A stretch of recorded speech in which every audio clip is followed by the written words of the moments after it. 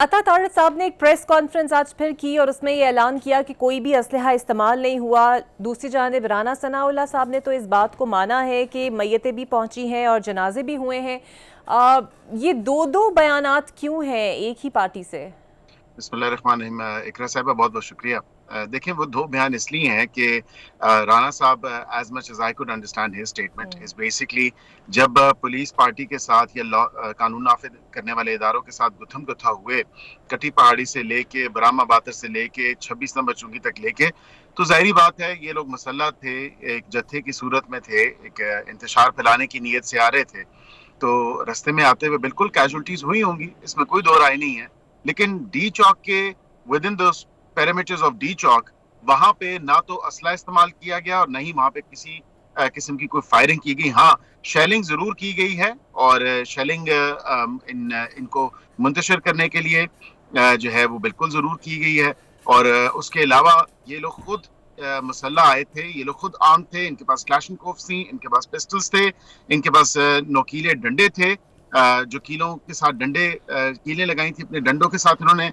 और उसके साथ साथ इसके अलावा इनके पास पत्थर भी थे और गुलेले और बंटे भी थे। तो जाहिर बात है कि कुछ कैजुअलिटीज ऑन द वे जरूर हुई हैं, क्योंकि मैंने तो खुद अपने हलके में विजिट किया, जो ब्रामा बातर इंटरचेंज, क्योंकि उधर ही आता है और वहां पे पाकिस्तान ऑर्डिनेंस फैक्ट्री का हॉस्पिटल है। 12 से 15 ऐसे एहलकार थे, जिसमें एक एसपी साहब भी थे, जिनके माथे पे यहाँ 12 टांके आए और वहां पे एक पुलिस एहलकार की टांग पे 2 गोलियां भी लगी हुई थी। तो वहां पे जब ये मिलिटेंट्स और मिलिशिया को साथ लेके आए along with the law enforcement agency के ऑफिशियल, जो केपी हुकूमत से ताल्लुक रखते हैं, और जब दहशतगर्द और जत्था जब ये आया तो इन्होंने तसादम किया, कटी पहाड़ी पे भी किया। आपने देखा कितने पुलिस वाले जो हैं वो जख्मी भी हैं, कितने पुलिस वाले उनको वो मजरूब भी हैं और ज़रबे आई हैं। तो इसी इस्लाम में जो है, मैं समझता हूँ कि बिल्कुल उनकी कोई ना कोई कैजुअलिटीज हुई होंगी, लेकिन ऑन रूट टू डी चौक में कोई कैजुअलिटी नहीं हुई। अच्छा सर, एक फुटेज बहुत वायरल है जिसमें एक शख्स कंटेनर पर नमाज पढ़ रहा था। अब उससे नीचे तो फेंका गया, ये फुटेज में नज़र आ रहा है।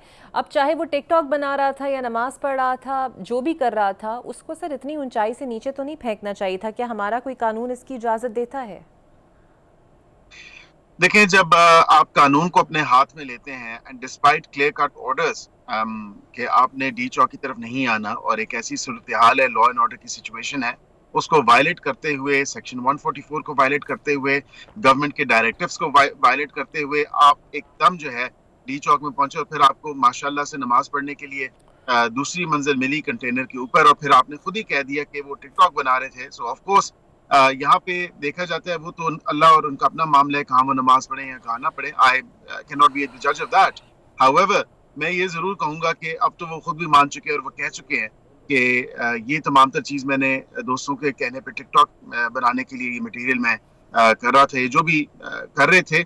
लेकिन जो दिक्कत दिया गया, बिल्कुल देखें, यूज ऑफ फोर्स बिल्कुल नहीं होना चाहिए था, लेकिन in order to maintain law and order situation और किसी और बड़ी अनटूवर्ड सिचुएशन से बचने के लिए लॉ एनफोर्समेंट एजेंसीज ने ये इकदाम उठाया। गो कि मैं बजाते खुद इस इकदाम की सपोर्ट नहीं करता, and use of force is no answer और करेक्टिव मेजर, लेकिन ये है कि एज अ प्रिवेंटिव मेजर्स उन्होंने लिए, and that's what they could do at that particular time, rather than कि उनको लाठी चार्ज किया जाता है या उनको इससे कुछ ज्यादा जो है सख्त इकदाम उठाया जाता। तो आई थिंक कि धक्का दे के और उनको कंटेनर से उतारना जो है, उस सिचुएशन के हवाले से, उस सिचुएशन के हिसाब से रेंजर्स के एहलकारों ने ये बेहतर और मुनासिब समझा। And I think in the grander scheme of things, in the bigger picture, मैं समझता हूँ कि ये एक बेहतर इकदाम, रिलेटिवली ओवरऑल अगर देखा जाए तो एक बेहतर इकदाम था, एज अपोज टू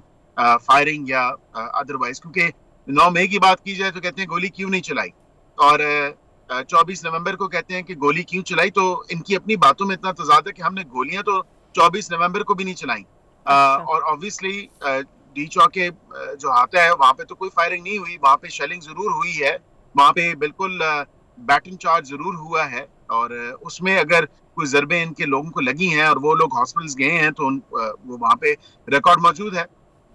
अच्छा सर, اب مستقبل قریب میں آپ کو لگتا ہے کوئی ایسی قرارداد بھی پاس ہو جائے گی؟ بیانات سے تو ویسے محسوس یہی ہوتا ہے کہ جو بھی اسلام آباد احتجاج کے لیے آئے گا اس کا یہی حال ہوگا، کیونکہ ایک ایگزامپل تو حکومت وقت نے سیٹ کر دی۔ تو آپ کو لگتا ہے کل ایک جواز آپ نے ان لوگوں کو دے دیا ہے، ہو سکتا ہے کل آپ لوگ بھی اپوزیشن میں ہوں؟